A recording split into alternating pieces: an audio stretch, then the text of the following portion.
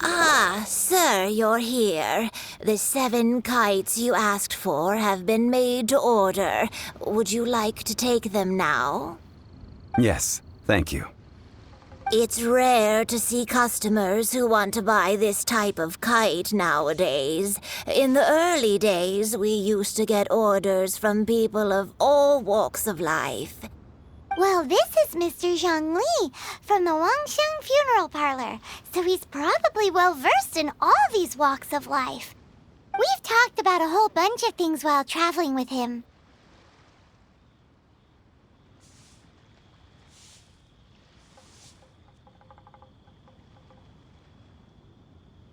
He seems to know Liyue's favorite topics, money and government, really well, but he likes talking about less useful topics instead. Well, that's because I prefer to share fun things with you. Children's toys are very fun things, that's for sure.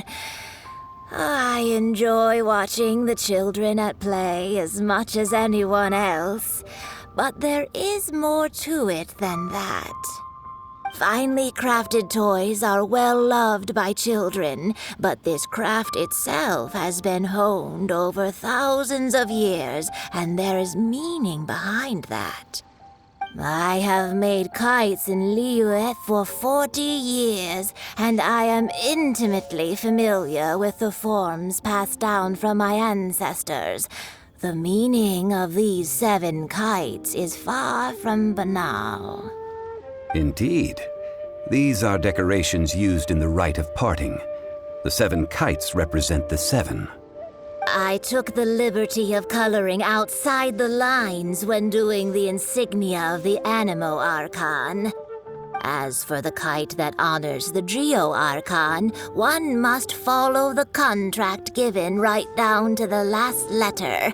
These patterns are ancient, and you can also find them in the Golden House. Ah, Paimon's heard that name before.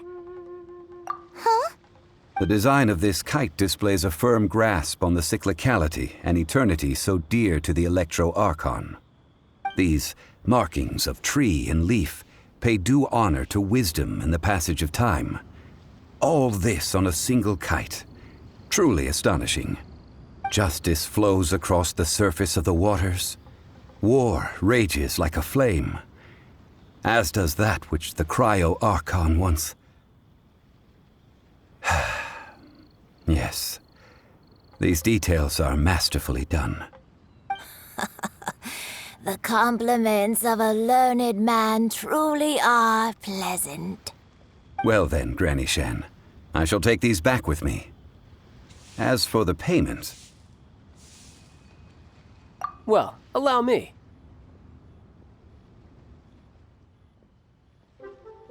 Hey, it's Child!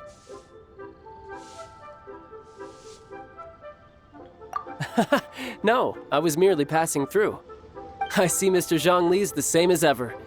When paying, well, when getting others to pay for him, he neither looks at the price tag nor his wallet. He knows a great deal about money, and about the trials of the common man. He just doesn't consider poverty to be something that could ever happen to him. Or perhaps you could say that he cannot imagine himself lacking money. How has he not died of hunger yet? Child, you are as fond of jokes as ever. Well then, since we've purchased our kites without incident, there's no need to take a break before moving to the next step in our preparations. The rite of parting requires helping hands as well as materials. We should be able to find some people near the harbor. Oh, by the way, take this bag of money. You probably won't want to let Zhongli do the bargaining, if you know what I mean. Seems I missed out on some interesting information. I suppose I'll just have to find a more opportune moment next time. Hiring help? Sure. But let me just say first that I'm a reserve member of the Adventurers Guild. I take adventuring commissions, but I don't do anything clerical. Adventure? Venturing into the mountains to capture a few crystal flies seems adventurous enough. That's not hard. Almost a bit too easy for a reserve adventurer. Never mind. I'll only charge you 15,000 Mora. What say you? A most fair price. 5 geocrystal flies. Yes, I do think it's worth about this much. I'll do it. A full day of odd jobs at Eugene Terrace. No problem. 25,000 per day. A fair trade, yes? Whoa, that's expensive. Could you give us a bit of a discount on account of the whole Hero of Mondstadt thing? Hero of Mondstadt? Never heard of them. Well, you may never have heard of this hero, but it seems you've heard of Mora nonetheless. Thus, I will simply pay the whole sum. This price'll do. No loss to me for a day's work. Oh, help? Sure. I, Tick, always put in 100% effort into everything I do. Of course, there'll be a premium if you want me to give 110%. So what's the job? Let me see. We are still missing some wooden implements over at Eugene Terrace. They aren't uncommon objects, so I didn't make any special preparations for them. No problem. That'll be 20,000 Mora for a single trip. How does that sound? Done. Let me think. Deal. This price is reasonable. I'll hop right to it. All finished then? Splendid. Any leftover cash is yours to keep. A favor for the Fatui should never go unrewarded. You think you can buy us off with some loose change? No way! Paimon demands to know when the next payment is coming! Well, how does this sound? You give me the information I need, and maybe I'll leave the Northland Bank's vaults open and unattended for half an hour. What info do you need? Huh. Does that mean you know what he's after? Yikes! You're right! Signora! You both need to calm down. I don't know what's gotten into you. Just what is this about? The atmosphere got so tense all of a sudden.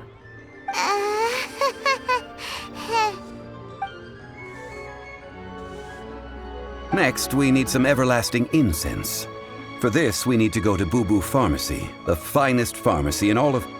Is everything okay? Everything is fine. I was just informing them that they need not return the surplus Mora.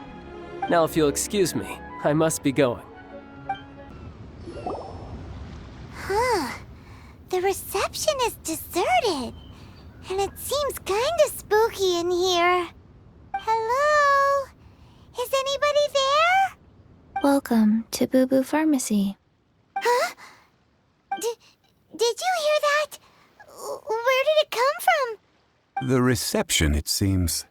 How about you go check it out, and Paimon will bring up the rear.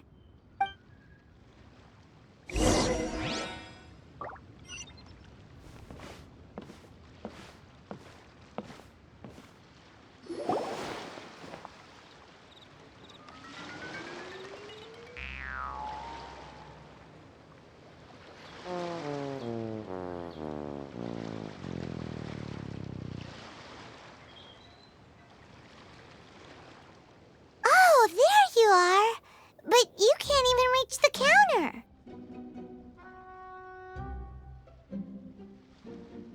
Joke's on you. Paimon floats, so height is no restriction. Anyway, there's something weird about this one over here. What's the talisman doing on her forehead? It can't be. She's a zombie. Welcome to Boo Boo Pharmacy. I am Chi-Chi. Once upon a time, Chi-Chi died. Then, Chi-Chi was saved by the Adepti. Now, Chi-Chi is a zombie. Something like this would be unimaginable in Mondstadt. Hello, little girl. Do you sell everlasting incense here? Excuse me, sir. Did you bring your prescription? Surely no prescription is needed to purchase everlasting incense. It's not a controlled substance. Chi-Chi can get your medicine, but only if you show Chi-Chi your prescription. These are Chi-Chi's orders from Chi-Chi. I'm afraid that she's probably right. It's to do with her orders. Zombies are limited to acting within the confines of their orders. And somehow in this case, the zombie issues her own orders to herself. My dear Chi-Chi, we didn't bring a prescription, I'm afraid. But we do hope that you can still help us find some everlasting incense. Okay then, How did you manage that? but Chi-Chi helps you. You help Chi-Chi. Only fair. Since when do customers need to do favors for customer service staff? Never mind. Just think of it as a peer-to-peer transaction. That way everybody wins. Sometimes in Liyue, the art of the deal is simply about victory via mental gymnastics. Go to Mount Tianheng, find the Guizhong Ballista, and hunt a cocoa goat. Please and thank you.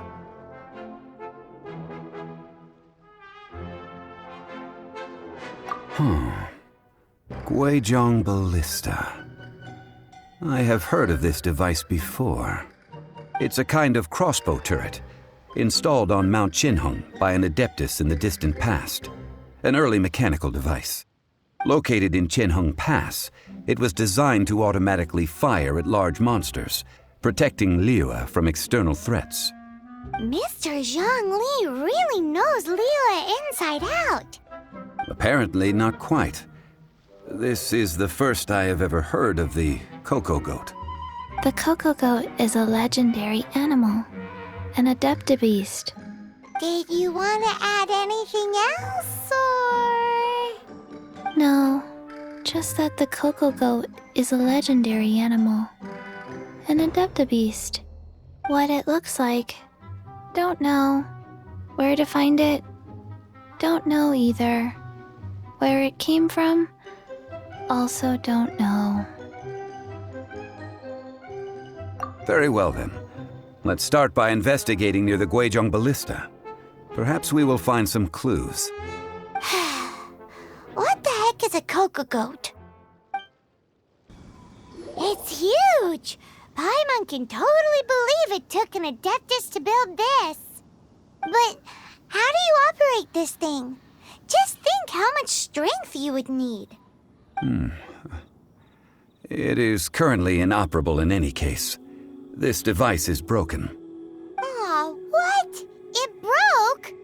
After millennia of wear and tear, even adepti contraptions are difficult to maintain. So what are we gonna do? Quick, Mr. Zhongli, use your unlimited high society knowledge powers! You almost make it sound like I'm some sort of bourgeois parasite whose only utility lies in providing quaint pieces of trivia on demand. That said, let me think for a moment. Ah, yes. Spare parts were made for the Guizhong Ballista when it was first built, in case it was damaged in battle. As I recall, there is a military supply post from that period somewhere inside the pass. If we can retrieve the spare parts from where they are stored, we may be able to repair the Guizhong Ballista. One just needs to understand the basic working principles of the device. So, what you're saying is that you actually understand the working principles? I have a smattering of knowledge on the topic. With the parts in hand, I could at least tinker with it. Where is that supply post?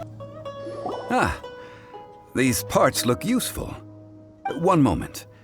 I will try to repair the device. It is done. The Guizhong Ballista is more intricately designed than I thought. Ooh! Now how do we turn it on? It's easy enough. We simply need to do this. Look, it even has a scope. Over here we have... nothing. And over there... more nothing. Hey! Just what do you think you're doing? So you fixed up this turret because you're planning to do what, exactly? Not a turret. A Guizhong ballista. Also, kindly state your name before you ask a question. It's just good manners. Ha! Are you blind or something? You're looking at the leader of the treasure hoarders, old man. This area's supposed to be chock full of hidden treasures, but you can't get anywhere near them with this thing keeping watch. It might look like any other mechanical device, but trust me, it's got a mind of its own. Last time we approached the mountain, it nearly skewered one of our guys. A few of us risked our lives to disarm it, which amazingly we managed. And then we turn our backs for 2 seconds, and you've already gone and repaired it! The next thing you'll be repairing is your faces, and that's if you get out of this alive! Tut tut. Vandalizing the legacy of an Adeptus for selfish gain. Disgraceful behavior. It is not we who need reprimanding, but you. Should replace my hammer. These lowlifes didn't know who they were messing with. Troubling ourselves over this rabble is not worth the time. We should focus on our contract with Chi-Chi. Oh yeah, that! So we've got the Guizhong ballista working, but where's our Coca goat? A search using the Guizhong ballista revealed no significant life forms nearby, save for the usual wildlife. What's more, a contraption built using Adeptus technology should have no trouble detecting an Adeptibeast, as Chi-Chi put it. Which means... Paimon wouldn't go that far. We did something positive, right? We won't solve anything while standing here and racking our brains. Let's return to Boo Boo Pharmacy, explain that we could not find a Coco Goat, and review our next step. Good idea. We did our best, and that's what counts. Forgive us. We were unable to fulfill our end of the contract. We found no trace of the Coco Goat Adeptibeast of which you speak. What a disappointment. Don't worry about it. But I feel very disappointed. Aw, poor Chi-Chi. Why does Paimon feel so guilty all of a sudden?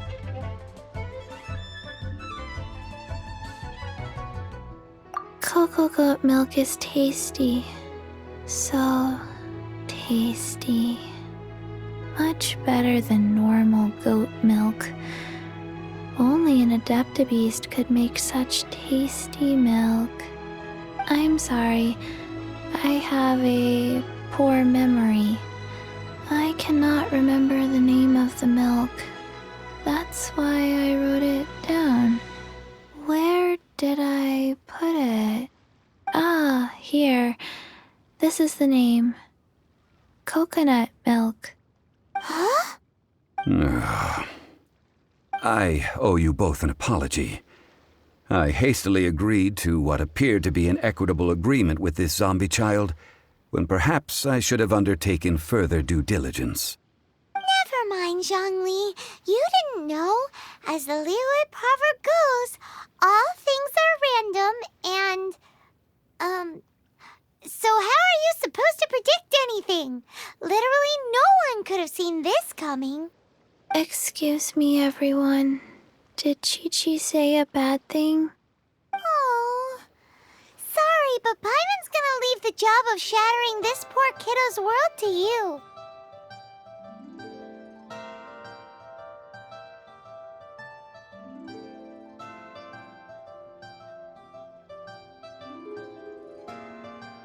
No.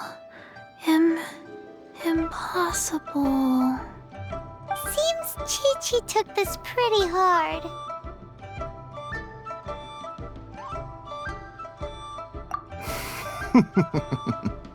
Someone learnt a valuable life lesson today, then. Thank you all for looking after my little Chi-Chi. Might I ask who? Ah, how rude of me. I'm Baiju, boss of the Boo Boo Pharmacy. Paimon thought Chi-Chi was the boss. Turns out it's some wacko who wears medicinal ingredients around his neck. What a sorry state of affairs. This little mascot is even more of a simpleton than Chi-Chi. Ah! The snake is speaking!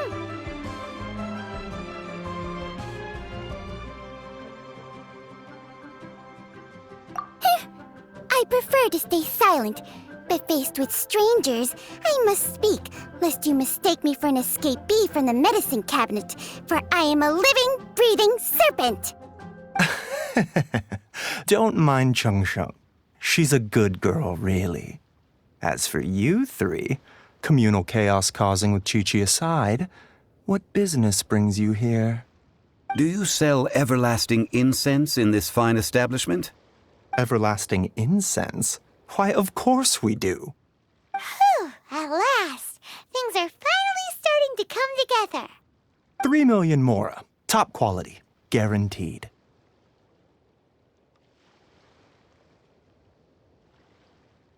You might as well just rob the Golden House.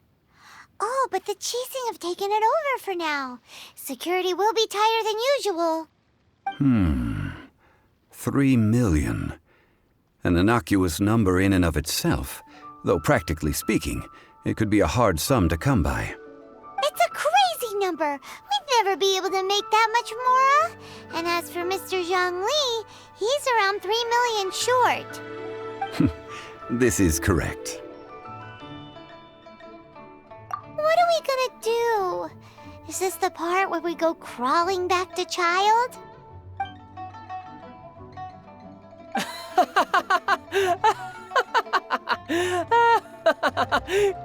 Coco Goat! Coco Goat! My sides hurt. Oh my goodness. I cannot believe you fell for that. Hey, less laughter, more sympathy. I'm almost in tears over here.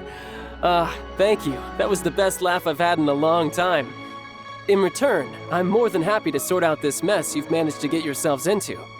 Excuse me, sir. Dr. Baiju, isn't it? Truly honored. I'm Child, one of the Fatui Harbingers. Forgive my audacity, but I see a great many opportunities for us to collaborate in the future. If Boo Boo Pharmacy needed a stable supply of, say, coconut milk, the Fatui could help by setting up a robust and speedy distribution network. Strange. I knew the Fatui infiltrated businesses with seductive deals, but so much fuss over coconut milk? Coconut milk. Baiju, quick. Chi-Chi wants coconut milk. Ah, yes, of course, Chi-Chi. Anything you want. Thank you, child. I look forward to a successful collaboration in the future. I can give you a discount on that everlasting incense, too. Let's say 2,990,000 mora. That's like 0 difference from 3 million. 2,990,000. Also an innocuous number in and of itself, though practically speaking, it is a whole 10,000 less than the original sum of 3 million. Well, now that this is settled, we must head back to Yujing Terrace. Mr. Child, Dr. Baiju, Little Miss Chi-Chi, see you soon.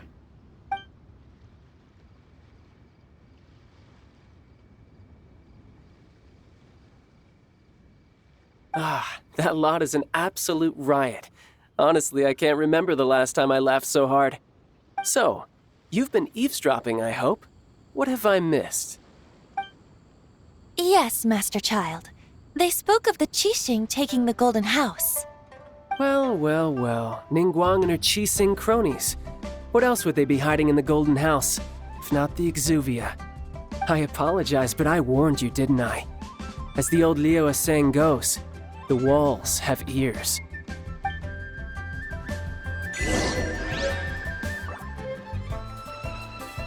This is good. There will be coconut milk from now on. Yes, it's good.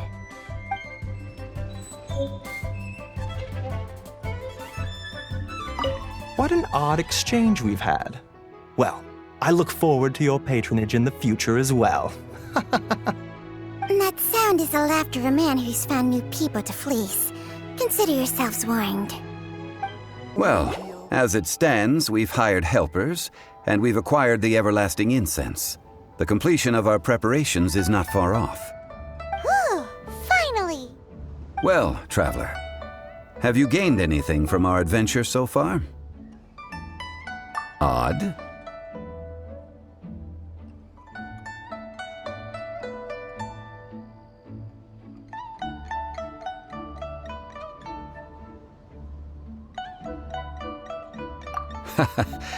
Which is it, I wonder?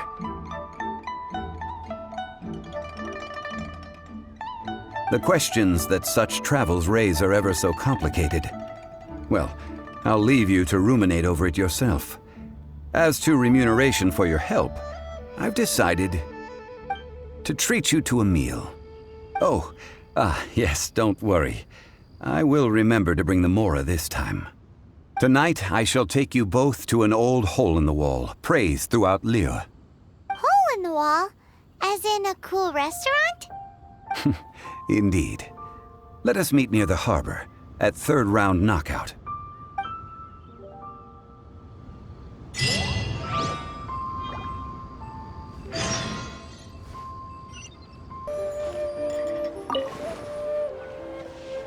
Ah, you're here. There's no need to order. I've already done so. Third round knockout is not for lightweights, like those taverns in Mondstadt. Here, the owner does not take such unorthodox orders as fruit juice. I ordered some wine-fermented sweet rice balls for you, if that counts. If it is to your liking, dear customers, I shall continue the tale of Lady Ningguang's Jade Chamber. Hey, there's even a storyteller here! Great atmosphere! Besides fine wine, the excellent ambiance is the reason why this place is so well loved. But when I say ambiance, I refer to a different sort from the one the Tevat travel guide uses to judge other establishments. As you all know, high above the land of Liyue lies a pavilion in the clouds, a palace in the mist. What does it mean to have all-seeing eyes? This, my friends, Lady Ningguang's masterwork that bridges earth and sky. Imagine, the weather is clear, and you gaze down from the deck on the world below. Behold, the glorious sights of Liyue Harbor, stretching out far and wide. They say that when Lady Ningguang ponders important affairs, she retreats to her jade chamber with none but her 3 closest confidants in tow. Why brings she these trusted 3 to sift through sources, dig through documents, looking for information? Piece by piece, facts and figures paint a picture on the walls of the chamber. But well before the wall is filled, Lady Ningguang's mind is made up. Having made her call, she has every last document shredded, and whoosh, she scatters the shavings out her window. Ah, look at them, how they billow in the wind like a sudden swirling blizzard. As the fragments fall, traces of text flicker before the eyes of the merchants of Liyue, like ink stains in white snow.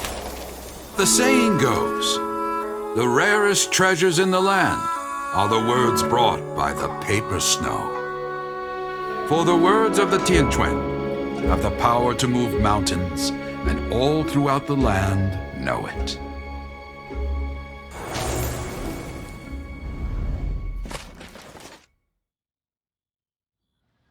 These are but scraps of paper, and yet they guide Lady Ningguang's hand. Such is their value. Merely grasping 1 or 2 of them will surely gift you a fragment of her wisdom, enough to stay a step or 2 ahead of your peers. Tianquan Ningguang. Feels like we're hearing this name a lot. Liyue locals talk about her. The Fatui hate her. She's most likely the one who hid the Exuvia, and we saw her at the Rite of Dissension. Huh. Paimon wonders what sort of person she is. At last I have found you. You who returned from Jueyun Karst. Who's there? Wait, I am not with the Millelith, nor am I here to claim your bounty. However, I am an emissary of the Liyue Qixing. My name is Ganyu, secretary at the Yuehai Pavilion, and I have come specifically to meet you.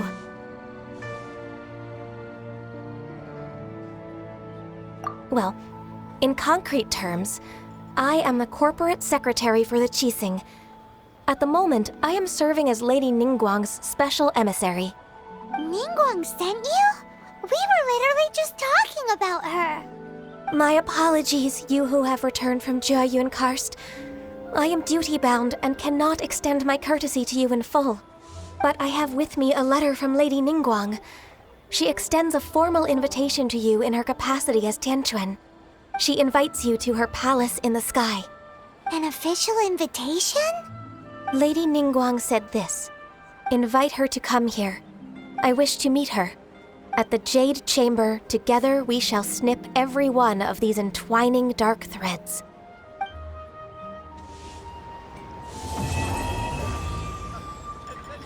Made another handsome sum today. And with that, the emissary who called herself Ganyu just disappeared. But we've received an invitation from the Liyue Qixing. Paimon still can't believe it. We'll be meeting people that have way more money than Paimon could ever count.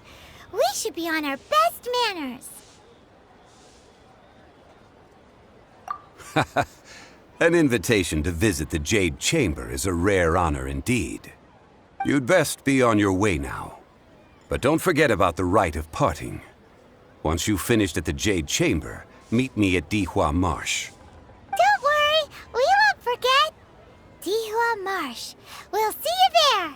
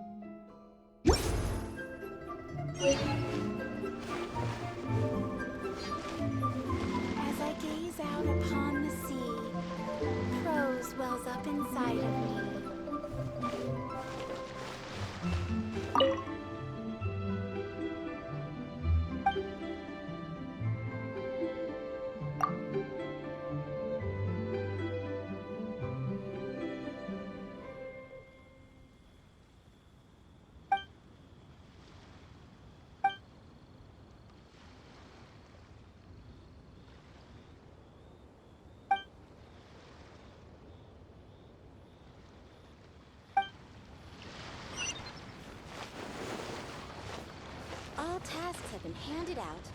Ah, how relaxing.